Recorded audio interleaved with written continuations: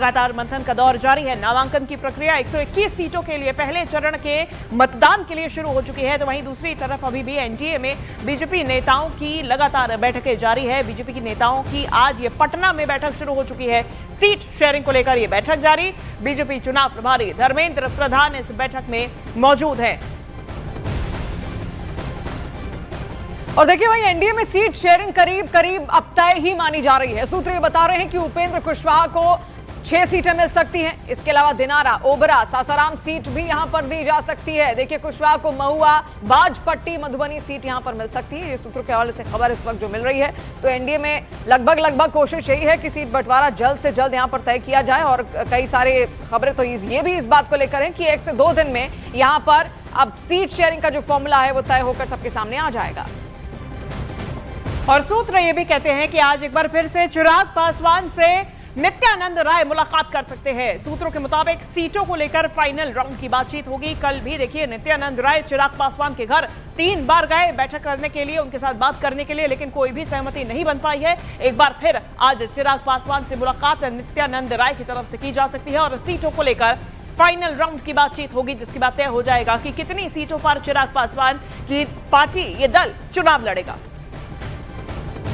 और देखिए वहीं सीट शेयरिंग को लेकर चिराग पासवान ने एनडीए में बड़ा पेंच फंसा दिया है। सूत्रों के हवाले से खबर है कि चिराग पासवान 30 से 35 सीटों की डिमांड कर रहे हैं, जबकि बीजेपी ने उन्हें 22 सीटें ऑफर की हैं। हालांकि बीजेपी 26 सीटें भी दे सकती है, इस बात को लेकर भी अनुमान है, लेकिन असली पेंच उन 4 सीटों पर फंसा है जिन्हें लेने पर चिराग पासवान अड़ गए हैं। लेकिन बीजेपी उन्हें किसी भी हाल में वो देना नहीं चाहती। इस मसले को लेकर गुरुवार को दिल्ली में केंद्रीय मंत्री नित्यानंद राय ने 3 बार बाकायदा चिराग पासवान से बातचीत भी की और देर रात बीजेपी चुनाव प्रभारी धर्मेंद्र यादव भी चिराग पासवान के घर पहुंचे, लेकिन अभी तक कोई फैसला नहीं हो पाया है। नित्यानंद राय की मुलाकात हुई चिराग पासवान से। नित्यानंद राय ने बाहर निकल करके कहा कि सब कुछ सही है, सकारात्मक है। आपके नेता ने भी कहा कि सही समय पर सब बताया जाएगा, इत्मीनान से बताया जाएगा। जितनी धीमी गति से बातें चल रही है, इसीलिए शायद कहा होगा राष्ट्रीय अध्यक्ष जी ने कि इत्मीनान से बताया जाएगा। चूँकि अब कल से नॉमिनेशन है और गति बहुत धीमी है, सकारात्मक बात नहीं हो पा रही है जितना होना चाहिए। क्या फार्मूला होगा ये भी अभी तक नहीं पता है लोगों को कि आखिर एक जीते हुए सांसद पर कितने सीटों की संख्या रखी गई है, 6 का, 7 का, 8 का, 5 का। आप ही लोगों के द्वारा कहीं कहीं मैं देखते रहता हूँ भिन्न चैनलों पर कि 22 सीटें तो 28 सीटें तो 32 सीटें। सोर्स क्या है ये हमको नहीं पता है, लेकिन हम लोगों को जितनी त्वरित गति से इन सब चीज़ों को करना चाहिए था, उसमें कहीं ना कहीं एक शिथिलता दिख रही है।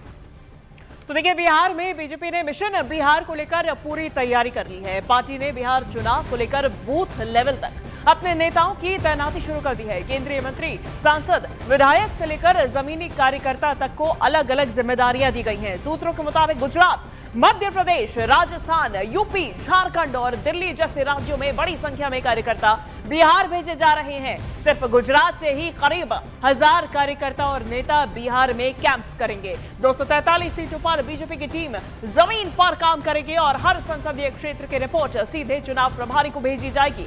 अब देखिए इसी बीच केंद्रीय मंत्री धर्मेंद्र प्रधान को 14 सीटों की जिम्मेदारी दी गई है, जबकि सीआर पाटिल और केशव मौर्य को 13 सीटों की देखरेख दी गई है, जिम्मेदारी दी गई है। हर मंडल और जिले को एक नेता के अधीन रखा गया है, जो अपने संसदीय क्षेत्र के प्रभारी को रिपोर्ट करेगा। पार्टी के वरिष्ठ नेताओं में हर्ष मल्होत्रा, पंकज चौधरी, भोला सिंह, बीडी शर्मा, सतीश गौतम, कमलजीत शेरावत और रमेश बिधूड़ी जैसे नाम शामिल हैं। यानी कि बीजेपी का पूरा चुनावी फोर्स अगले 10 दिनों में बिहार में तैनात किया जाएगा।